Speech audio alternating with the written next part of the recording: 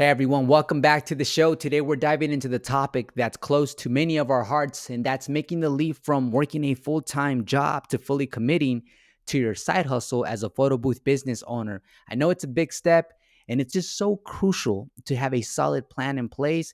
So I'm going to ask you really quick, ladies and gentlemen, grab your favorite beverage, get comfy, and let's break down the strategic transition plan to make your dream a reality while keeping your family and, well, your wallet happy.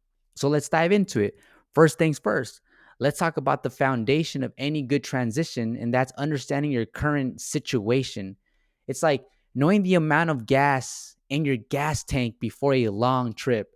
You need to know your monthly expenses down to the penny: rent or mortgage, utilities, groceries, insurance, everything, right? Once you have that number, it's time to play offense and defense with your finances. So, what I mean by defense is that's minimizing your monthly expenses. Cutting down on your monthly expenses isn't about living on ramen noodles, though they can be a delicious choice now and then, especially those hot red spicy ones. And if you had a hard, well, I'm getting out of topic. Let's continue to focus. So, guys, budget yourself. It's about being mindful of where your money is going and asking yourself, do I really need this? Hmm. So here are a quick few wins. All right. So ditch your subscriptions you don't use.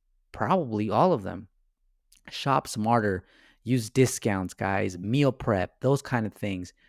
Review and reduce your utility bills where possible. Sometimes a simple phone call can lead to a better deal, which is exactly what I do every other quarter when I call T-Mobile and tell them I want to cancel.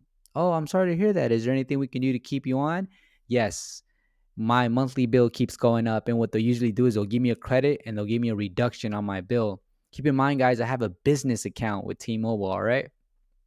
Also, if you have any debts, especially those with high interest, make a plan to pay those down. Debt is like a leak in your financial boat, my friend. It's like having a hole in your pocket. I know you have a holy pocket, but you're going to lose a lot of coins, a lot of change. And when it comes to applying for a business credit card, they're going to look at you and be like, nah, brother, you got too much debt, man. We don't want to take any risks on you or on your business. So long. And you don't want that, right? Because I don't want that for you either. But I'm just telling you guys, we got to work on this master plan together. Next thing, guys, is offense, boosting your photo booth business. Okay. So now for the exciting part. Growing your photo booth business, this is where your side hustle starts to shine and show its potential to be your main hustle. Now, first up, make sure your service is, of course, top notch, right? Happy customers are your best marketing tool.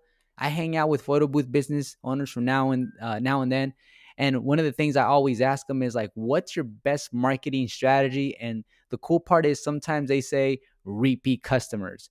So, guys, keep those customers happy because they are, man, the best marketing tool. Period. Okay, in my opinion. Now get the word out because as you guys know, I made a podcast that says the fastest way you can kill your business is by keeping it a secret. Letting nobody know your business exists is how your business will RIP. Use social media, local advertising, and word of mouth to increase your visibility. It's that simple, ladies and gents. Look for partnerships with event planners, venues, and other vendors because relationships in this business are gold, baby. That's right. That's right. That's right. They're gold. So go make some friends. All right, make some friends. Follow each other on Instagram. The DJs, everybody at that venue, make them your friend. Okay, relationships count in this business. It's a big deal. And also, guys, keep an eye out on your costs. Without compromising quality. One of the things I did with my 360 booth when I first got started is my production was off the hook. There was cold sparks. There was a ton of different lights, a bunch of props. It was just, it was such a great presentation. And I soon came to find out I had to like turn it down a notch because then I had to reduplicate that exact same setup when I was um, double booked on a Friday or Saturday. So that means I had to buy two of everything. And that was a lot of money. Plus the person helping me out had to put everything together. And so it takes longer to train people and it takes more time to set up and take down. So Keep in mind, all right, guys, remember, I'm sharing all of my life here with you as a photo booth business owner because I want you guys to get to your goals much faster with less pain. All right. So keep an eye out on your cost. Also, guys, here comes the transition plan. With a minimized expense sheet and a growing business, you are setting the stage for a successful transition. But when it is the right time to make that leap, you'll know it. You'll feel it in your gut. And trust me, here, let me help you out with that part. Because some of us don't have that intuition and we won't feel it in our gut because we're just wired differently. But look, consistent income, right? Your photo booth business should be bringing in a steady income that covers your living expenses plus a little extra for that unexpected stuff that happens in life. And of course, you need your emergency fund. So aim to have at least 6 months of living expenses saved up. That's going to be your financial safety net, also known as a buffer. And if you guys have a pretty big mortgage, then I would recommend not only doing 6 months, but considering 8 to 12 months of money that's saved up. Okay. Just because circumstances are a little different for all of us. And then also, guys, a clear growth plan. Have a roadmap for your business. Where do you see it going and how will you get there? It's not about getting lucky, waiting for that phone to ring, waiting for that email notification saying you got to book into that text message. You guys have to do the work. All right. And this is okay because everyone that's listening right now, I'm just going to imagine, I want to say 90% of you guys are working for somebody else right now. And this is your side hustle. Well, try to spend a lot of your energy, a lot of your free time on your photo booth business so that it can grow and flourish much faster, guys. Now, making the transition doesn't mean you're going to be going from 0 to 100 overnight. It's okay to gradually reduce your hours at your full-time job, if possible, giving you more time to invest in your business without completely cutting off your primary income source at once. Now, I'm going to dive into this a little bit more because I have some personal experiences that I've gone through. Now, when I say cut your hours at your full-time job if possible, it means that if your boss says, "Hey, you want to come in on Saturday for some overtime?" No, sir. Thank you very much. I'm going to go work on my website. I'm going to focus on my SEO. I'm going to be uploading some images. I'm going to be posting on social media. I'm going to be going over my photo booth equipment and software. I'm going to go ahead and just become a master in my business so that I, my friend, can become a millionaire or financially free working on my very own business. So, no, I would not like to come in on Saturday, sir. Okay, guys. So, yeah, that's exactly what I mean is remember, as we are minimizing our monthly expenses, we don't need to work overtime on a Saturday for someone else. We should just minimize our living expenses and focus on our business because that's the mission, is to grow our business. But I know sometimes I come off as a hype man because I'm high energy and I'm very excited for your success. But guys, also, it's very important that we stay grounded. Remember that this journey is a marathon and not a sprint.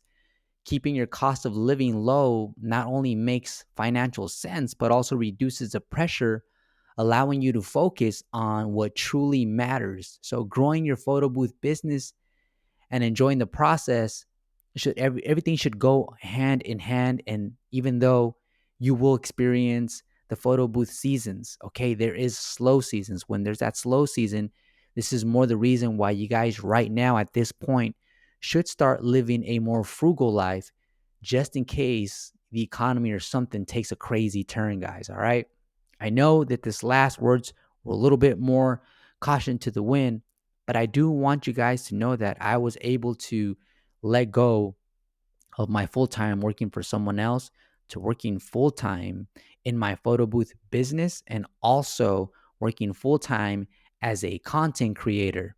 One of the first things that you guys also want to do before you even leave your full time job is make sure you have someone working those events for you before you just let go of that full time just because you have 6 to 8 months saved money. And so the reason I'm saying this is because if you guys leave your main job right now, your 9 to 5, right? What's paying the bills to do this full time on your own, then you are fully responsible for every move of your business and you're tied to your business And without you, your business will not make any money. Now, check out the second scenario. You're still working at your full time job, you're getting events, you're working some of them, but in the process, you're training other people. And all of a sudden, what you can start doing is, say, for example, now your boss says, can you come in Saturday for overtime? You can say, yeah, I'll take those hours, knowing you have someone that's going to be handling that event for you on that Saturday. So you're making money at an overtime rate, plus you're making money through your very own business. And then from there, guys, you want to hire another person to a point where you have at least minimum two people working these events for you. Now, if you can take these steps and execute it, you'll thank me later, because what's happening now is you actually build a business before you completely took that leap. You build a business by having other people run your business, so that when you resign from that full-time job and you join the workforce, you're stepping in every now and then, but I highly recommend you don't step in as an operator long term. I recommend you step into an operator when really, really needed and you don't have enough coverage because you already have two photo booth attendants out. Now, I hope this right here was a help to you, because this is why I took time tonight at the making of this podcast, guys. It's 11:17 p.m. here in California, and I didn't want to go to sleep without making this podcast for that person that's going to sleep staring at the ceiling thinking, when am I going to make that leap? When am I going to go full time with my photo booth business? So transitioning to a full time into your photo booth business is a big move, but with careful planning, guys, and a bit of grit, it's entirely achievable. Keep your eyes on the prize, stay smart with your finances, and let your passion for capturing memories drive you forward. And thanks for tuning in, and I can't wait to see you where your photo booth adventure takes you next. Peace out, ladies and gentlemen.